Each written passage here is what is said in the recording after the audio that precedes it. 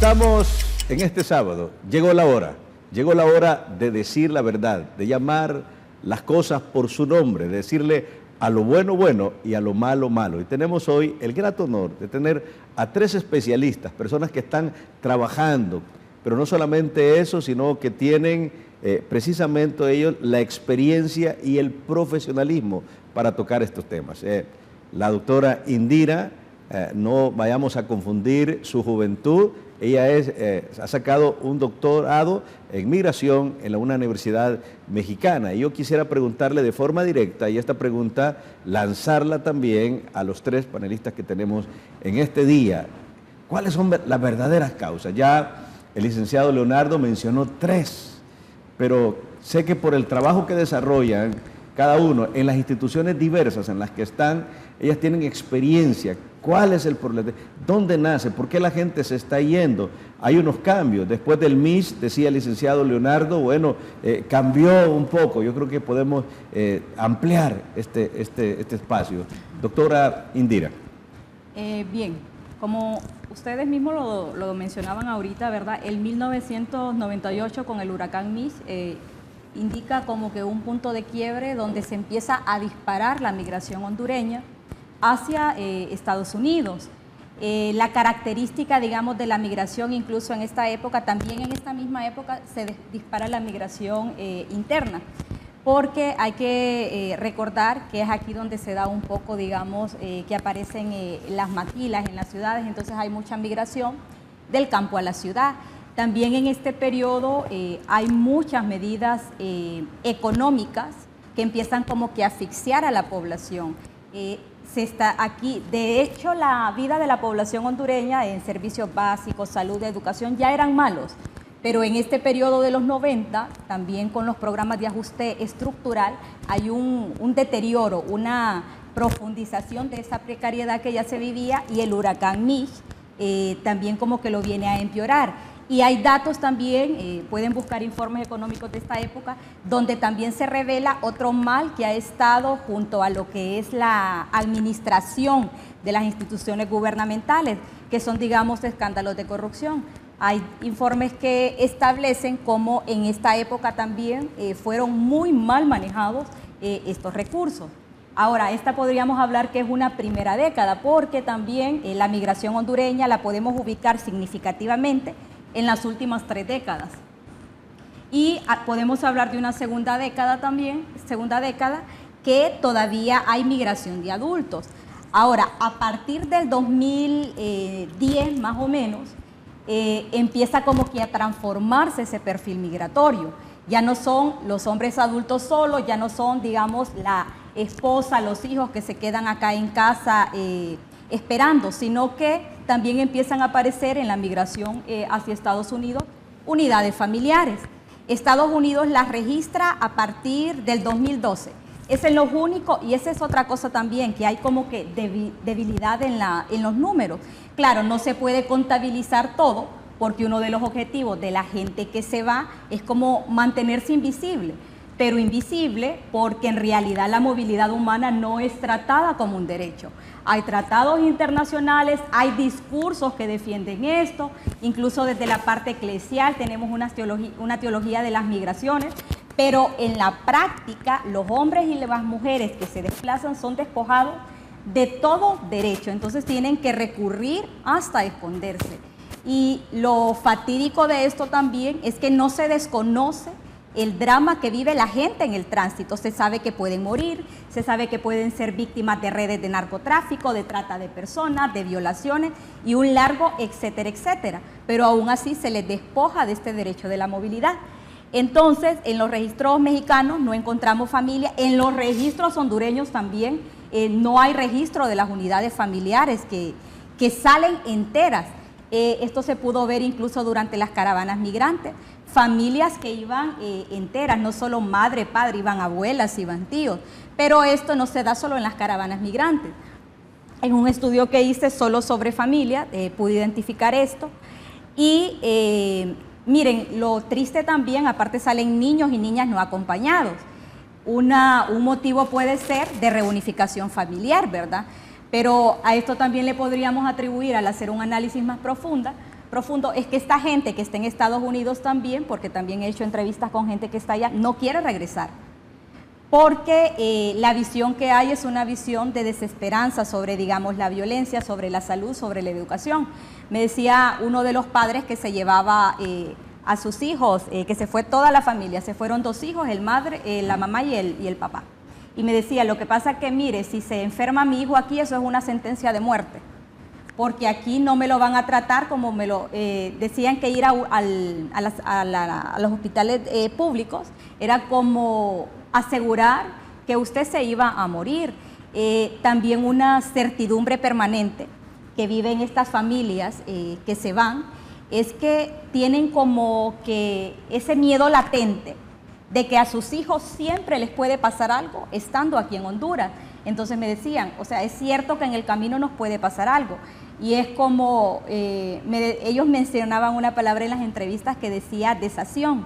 Y mencionaban desación porque esa apuesta de quedarse en Honduras podría ser, decían ellos, como que un descuido, no hacer un intento por mejorarle la vida, digamos, a sus hijos e hijas, ¿verdad? Y también es preocupante que aunque en Honduras no hayamos, digamos, como que estas estadísticas concretas de este cambio de perfil migratorio, si usted revisa las estadísticas de Estados Unidos, no han desaparecido las unidades familiares que se están yendo. Solo CBP, que es las detenciones que realiza la patrulla fronteriza, reportaba en el 2023 100,000 familias. Incluso si usted compara los adultos que se fueron en el 2012, 2015, también han aumentado. Entonces, no es que como que está disminuyendo la migración, ¿verdad? Y otra cosa interesante en el proceso migratorio también es que estas familias que son, digamos, despojadas y que aquí, digamos, porque son múltiples detonantes, eso es otra cosa interesante. No es un solo problema de la realidad nacional que enfrenta una familia, o sea, son varios a la vez. Digamos, todavía en el tiempo que realicé unas entrevistas en el 2022, ellos, digamos, identifican a las autoridades no como aquellas que las van a defender ante la inseguridad, sino que ellos señalan a las autoridades coludidas con el crimen organizado. Entonces, claro, las personas se sienten en un estado de indefensión. También señalaban la relación, y eso no es un secreto, del Estado con el narcotráfico, la gente se lo dice. Entonces, ¿qué se puede esperar de un aparato estatal que tiene raíces, digamos, con este crimen organizado? También, digamos, me decía un papá referente con este fenómeno, digamos, de las pandillas, que ahora es crimen organizado al más alto nivel, ¿verdad? Mire, me dice, pero lo que pasa es que mi niño cuando cumpla 10 años, puede ser que me vengan a tocar la puerta y me diga un pandillero, mire, yo ocupo a su niño, y entonces, ¿qué voy a hacer yo?, me decían. Entonces, son varios detonantes, no es uno solo, es como que ahí están las familias, ahí están las personas que se ven desesperadas, que se van, digamos, que huyendo, y como que son el blanco donde se están disparando, digamos, todos estos elementos que al final lo convierten en un desplazamiento forzado. Digamos, para mencionar también datos, digamos, cuando se habla de educación, ellos no miran también que el que sus hijos estudien sea una garantía, o sea, no es sinónimo de una mejoría en las condiciones de vida tampoco. Y eso se compara, digamos, con un dato del UNESCO. Dice que en países como el nuestro, digamos, a la universidad, cuando la población es pobre, de esa población pobre, solo un 10% va a ingresar a la universidad. Entonces, cuando usted junta todos esos datos, apunta a que aquí se necesitan cambios estructurales. Digamos, si usted va a hablar de una política nacional de migración, lo tiene que amarrar. Y esos cambios estructurales queremos dejarlos para el último programa. Yo sé que se emociona la doctora cuando se trata de migración, y estamos hablando, y tenemos 3 participantes que estamos hablando acerca de cuáles son las causas, qué es lo que está provocando que la gente se vaya. Ella dijo algo bien importante: no está disminuyendo la población que se está yendo fuera de nuestro país, está aumentando. Y bueno, ella dijo algunas causas, y hay muchos más. Alguien comentaba, y por favor queremos decirle, hay un teléfono ahí en pantalla, 95640700, no es para que llame, es para que mande algunas consultas, algunas preguntas al WhatsApp. No podemos, si llama, contestar, ¿verdad? Pero sí podemos contestar esas preguntas. Tenemos una aquí, dice, mire, hola, buenas noches. Ahorita aquí en nuestro país estamos pasando por una situación muy crítica. Detrás de este negocio te vas o te morís. Un pequeño hijo tuve que mandarlo que emigrara por la delincuencia, ¿verdad? Y casos como esos son muchos, ¿verdad? Que se están yendo precisamente por falta de seguridad. Tenemos también con nosotros esta noche al licenciado César Ramos, ¿verdad? Quien es parte de la institución del Grupo Social de la Iglesia Menonita y que están haciendo un trabajo extraordinario. Pero estamos en este momento hablando de cuáles son esas motivaciones, cuáles son la gente que se tiene que ir. Si nosotros nos vamos mucho atrás en la historia, sabemos que la comunidad latina, y no solamente en Honduras, sino que en el mundo es una comunidad muy arraigada, ¿verdad? Que si somos originarios de una comunidad que se llama El Cedrito, Subirana y Oro, quisiéramos vivir toda la vida en esa comunidad, ¿verdad?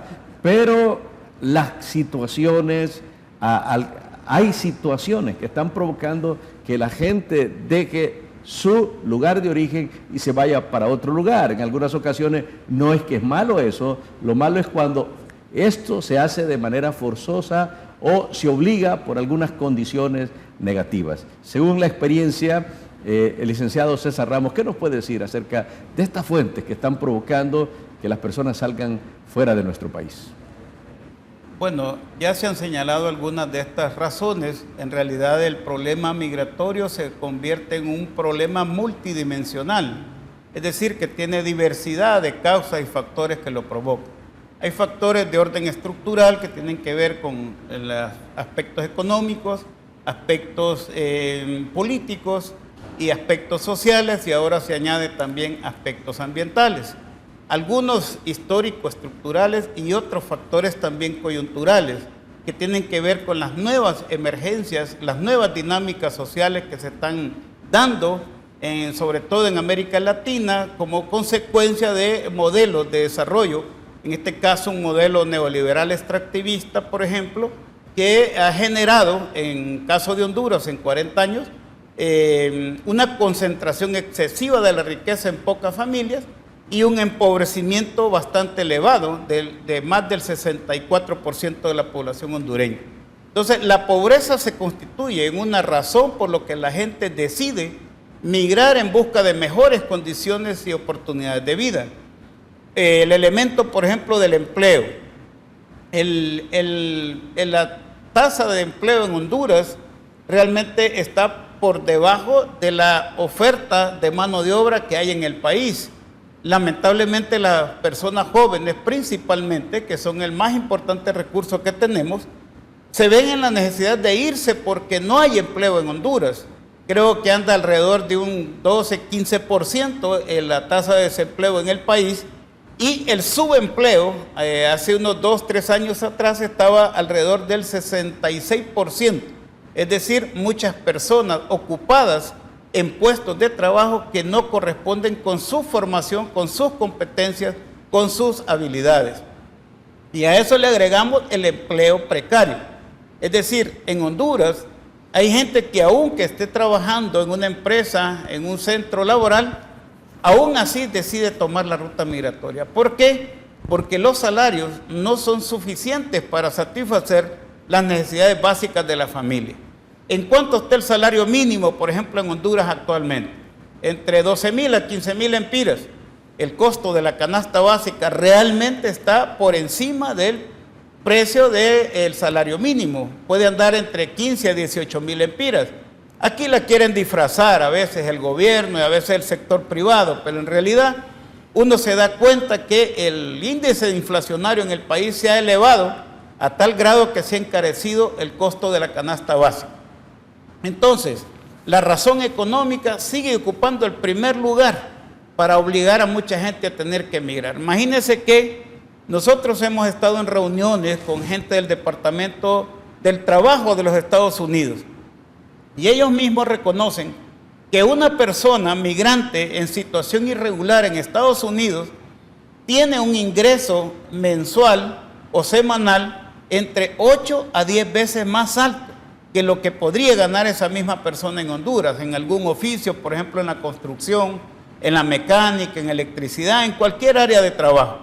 Un migrante hondureño en Estados Unidos va a ganar entre 8 a 10 veces más. Entonces, esto de las teorías de la migración, hay una teoría de la atracción, es decir, hay factores que atraen a las personas para poderse ir, dada la situación de precariedad que les toca vivir en su país de origen. Entonces, el factor económico está presente, además de los otros, que los compañeros ya han señalado. Pero igual también hay que agregar el elemento de la reunificación familiar. En Honduras, creo que casi el 50% de las familias en situación de pobreza, o un poco más, tienen uno o más de un familiar fuera en Estados Unidos o en Europa.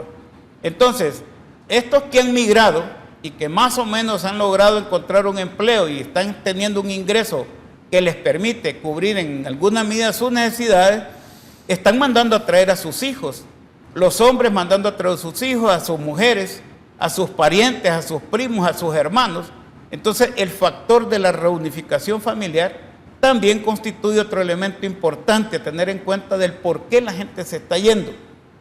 Y obviamente estamos en un país en una situación de multicrisis, lo califican algunos analistas, y otros dicen que Honduras es un país que se encuentra en sala de cuidados intensivos. Está la crisis política, la crisis económica, la crisis social, la crisis ambiental, que aquí vivimos en la incertidumbre y en una condición de indefensión total.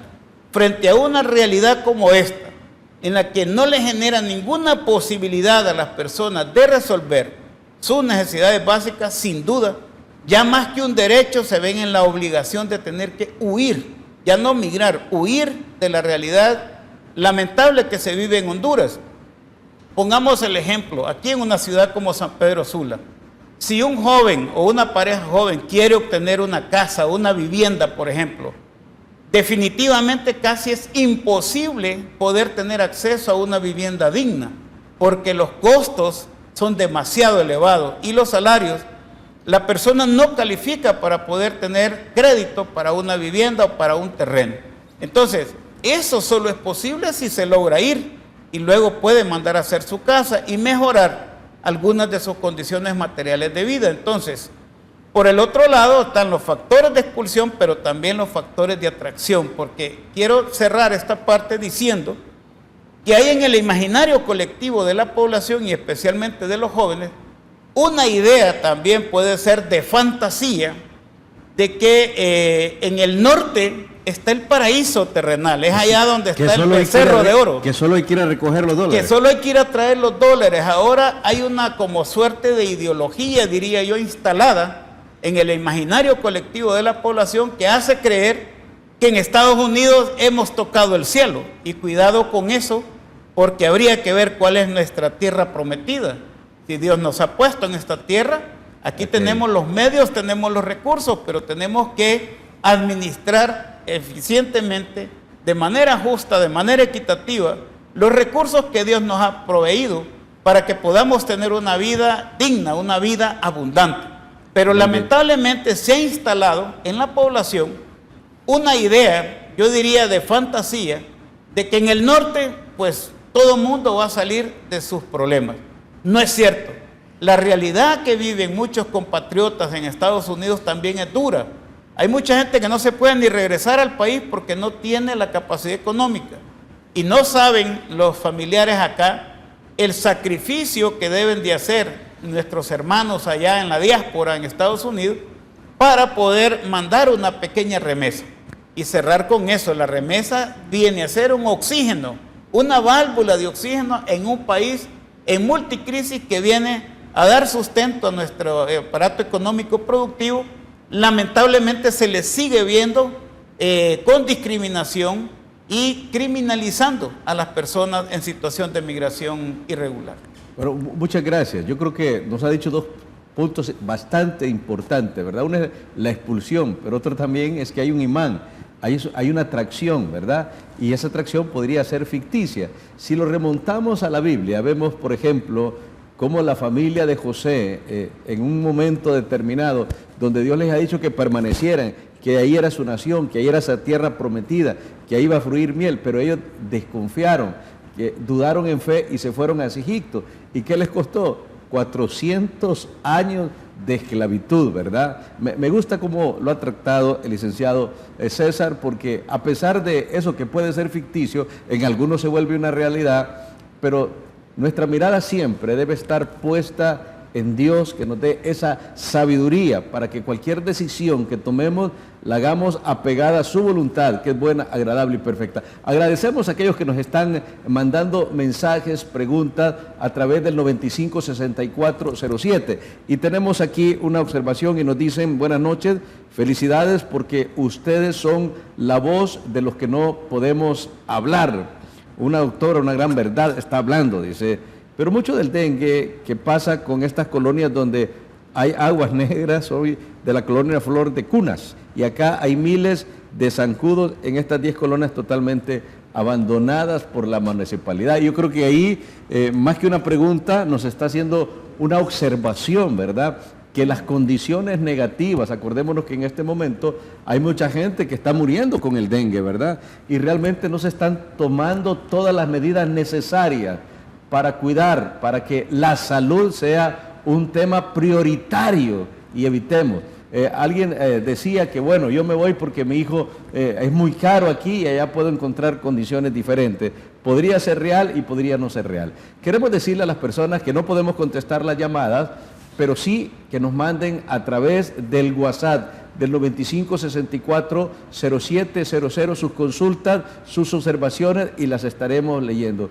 Sé que el licenciado también no se quiere quedar atrás, porque el tema se trata de eso. Llegó la hora. Estamos viendo cuáles son las causas, estamos viendo por qué estamos provocando que el hondureño, ese recurso máximo que tenemos en nuestro país, tenga que irse a otro país a buscar un horizonte diferente, cuando tenemos tantos recursos que lo que hemos tenido es malas administraciones, que lo que hemos tenido es mala mayordomía, y por eso estamos dejando que se vaya este recurso tan importante. Yo sé que el licenciado Leonardo no se quiere quedar atrás y también quiere hablar, así como hablamos en Llegó la hora de decir la verdad. ¿Cuáles son esas causas genuinas que muchos callan, pero aquí a través de ese programa lo podemos decir?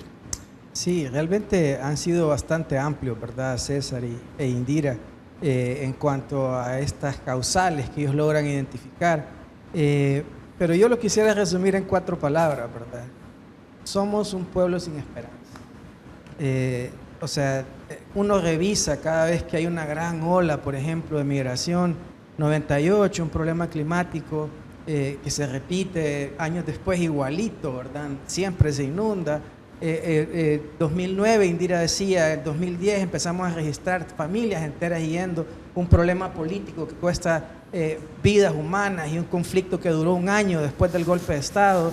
Luego, y uno vuelve a revisar las estadísticas y en el 2017 vuelven a haber picos enormes por una reelección ilegal y muertos y relajo en el país que no deja prosperar a nadie. Y sigue uno revisando y viendo que pues cada vez que hay un conflicto político en este país, un montón de gente pierde la esperanza de que las cosas se van a solucionar, ¿verdad? Y mejor decide irse del país. Y créanmelo, no los culpo, no culpo a nadie, porque muchas veces uno se siente así, que en el país no hay una esperanza realmente de que vamos a salir adelante, ni antes ni ahora. La gente sigue teniendo ese sentimiento de desesperanza, de que las cosas no cambian, de que las cosas no prosperan, de que no salimos adelante, de que siempre hay violencia, de que siempre hay desempleo, de que siempre que va a llover se me va a inundar mi parcelita, en fin. Si el hondureño tuviera la esperanza de que las cosas estuvieran cambiando, no seríamos, por ejemplo, el primer país en México en solicitudes de asilo. Somos el primer país, en este momento somos el primer país en solicitudes de asilo en México, y México no es la gran diferencia con Honduras. De hecho, si me preguntan a mí me gusta más mi país, pero realmente hemos perdido, o yo no sé si es correcto decirlo, nuestras autoridades de antes y de ahora nos roban la esperanza. La esperanza que podríamos tener en que podemos cambiar, de que las cosas van a mejorar, de que sí hay violencia, pero las cosas están mejorando. No, no podemos decir eso. Que sí hay desempleo, pero las cosas están mejorando. No, tampoco podemos decir eso. Sí, es que pues mi familia va a regresar porque ya hizo su capital allá y lo trajo para acá y aquí podemos montar un negocio. No, tampoco podemos decir eso. He visto muchos casos de personas que traen su capital para Honduras, montan su negocio, a los 3 meses tienen a los muchachos pidiéndoles el impuesto de guerra ahí en su casa, los terminan volviendo a sacar y yéndose regularmente a Estados Unidos, perdiendo todo allá y perdiendo todo acá. Entonces, resumo, yo creo que hemos perdido la esperanza y eso realmente es lamentable. Realmente pues duele el corazón cuando uno piensa en esas cosas y ahí es donde tenemos que trabajar, ¿verdad? Una vez estábamos platicando con César, precisamente hablando del tema de migración, y me decía, yo no entiendo a la gente, me decía. Yo he conocido campesinos que tienen su parcelita, me dice, que tienen sus gallinitas, que tienen una vaquita y ellos pueden vivir tranquilamente. Pero también tenemos en nuestra cabeza instalado que si no anda un carro del año, que si no anda un teléfono del año, que si no anda una ropa de marca, no soy alguien, por el amor de Dios. Entonces también tenemos algunas cosas en nuestra cabeza de eso que tenemos instalado, ¿verdad? De esa vanidad del ser humano que realmente quiere tener más, cuando a veces tenemos lo necesario, pero queremos tener más. Y eso realmente tenemos que ponernos a reflexionar, pues. Hay personas que se van y tienen una parcelita de café que les está dando para vivir. Tal vez pues no pueden comprar un carro del año, tal vez no pueden tener una casa de varios millones de lempiras, pero le da para vivir y vivir dignamente. Entonces tenemos también que reflexionar muchas veces dónde están puestas, dónde está puesta nuestra dignidad, dónde está puesto nuestro amor propio, dónde está puesto ese sentido de quién soy, ¿verdad? Porque muchas veces sí tenemos, pero queremos más y eso realmente también nos está matando como sociedad. Bueno, qué importante, y me gusta esto porque muchas veces nos comparamos, ¿verdad? Y decimos, aquel tiene un carro del año, yo quiero tenerlo también, y para poder obtenerlo, la única salida es irme al norte. Lo decimos así en esos términos populares, en esos términos hondureñistas. Hay un concepto que alguien dice que acerca del statu quo, comprar cosas que no necesito, con dinero que no tengo, para impresionar a gente que no le importa.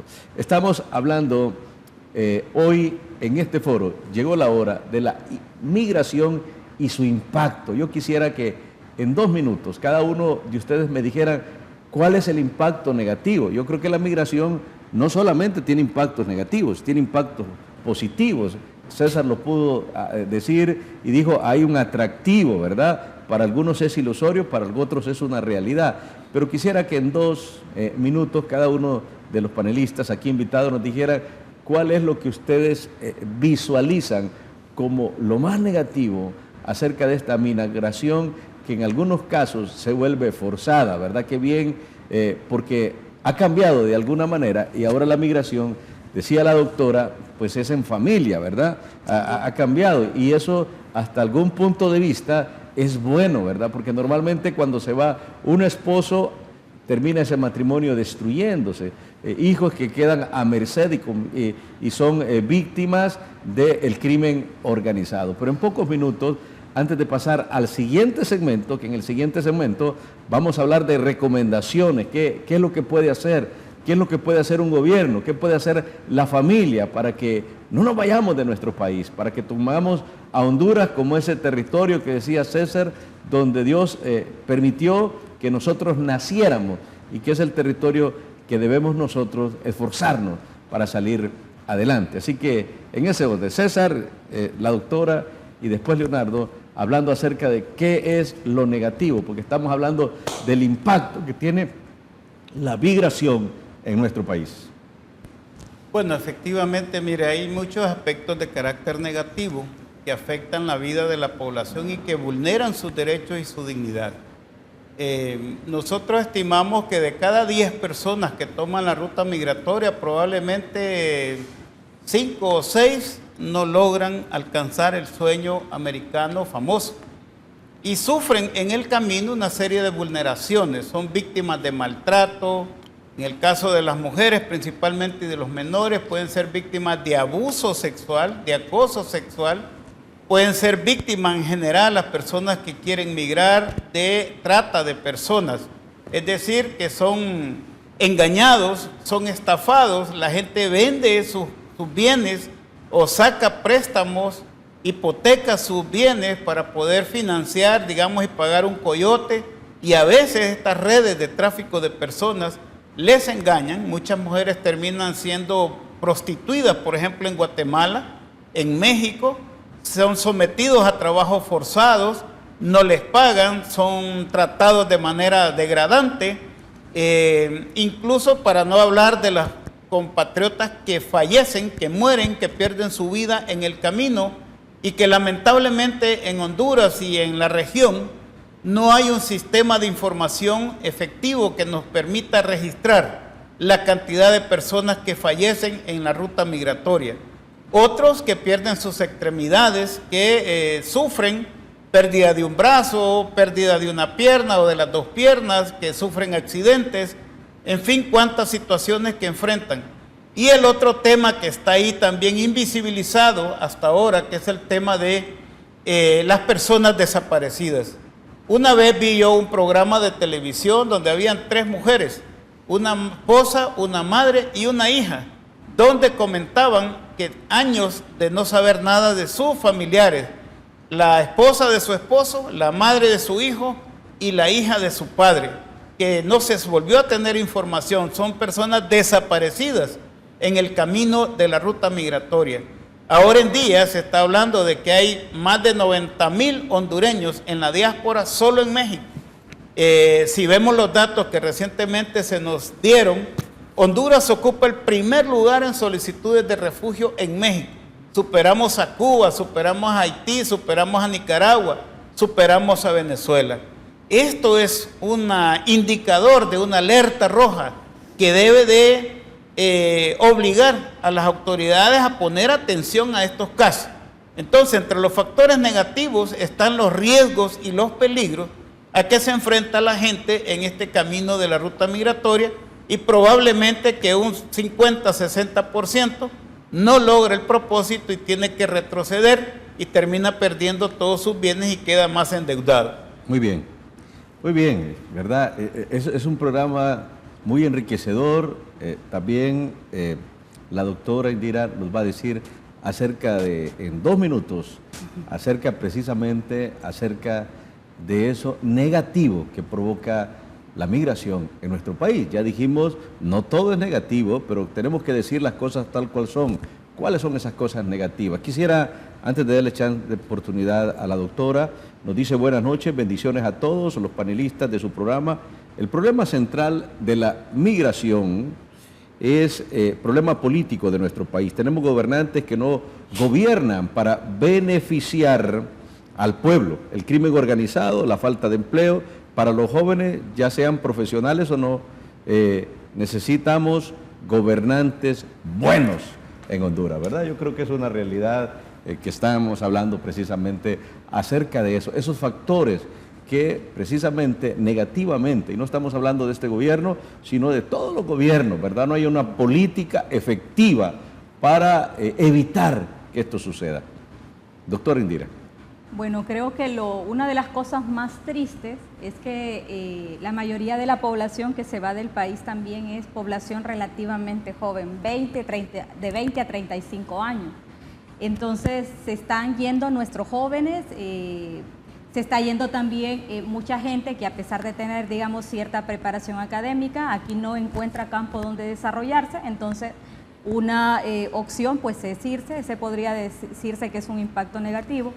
Luego en las travesías migrantes, o sea, hay muchas cosas traumáticas, digamos, en el caso de las familias. Y me decía una madre de familia que entrevistaba, es que yo nunca voy a olvidar ese camino. Hay familias que son secuestradas. Entonces, de alguna manera también, y claro, esto tiene que ver con las políticas migratorias, porque obviamente la gente no es culpable de lo que le pasa.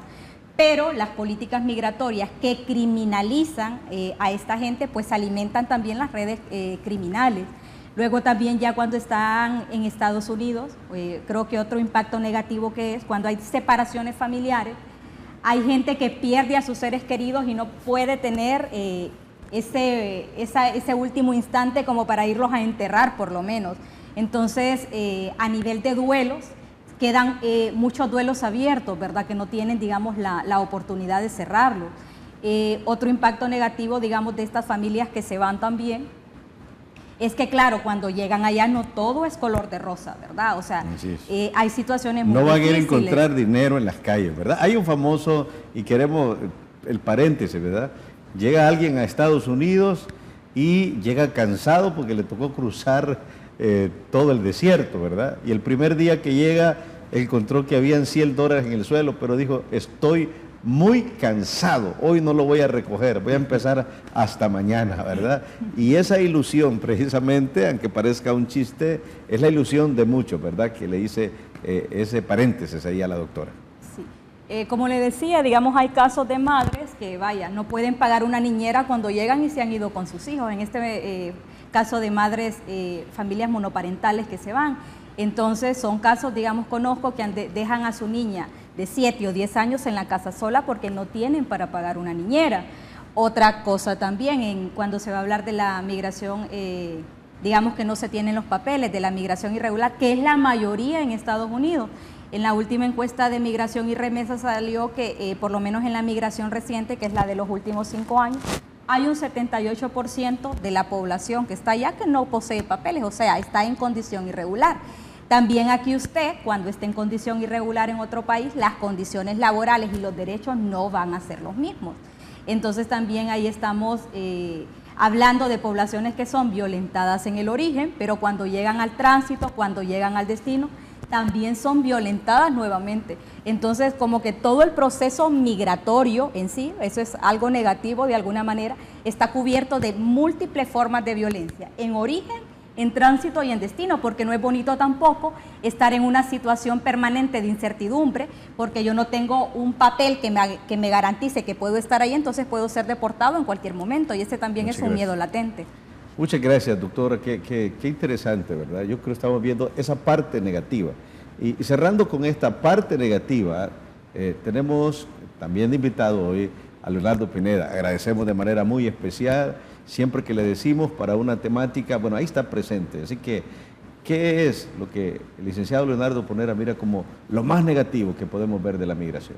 Usted lo decía, Pastor Ángel, creo que lo más negativo que podemos nosotros percibir es que perdemos nuestro activo más valioso, ¿verdad? Nuestra gente.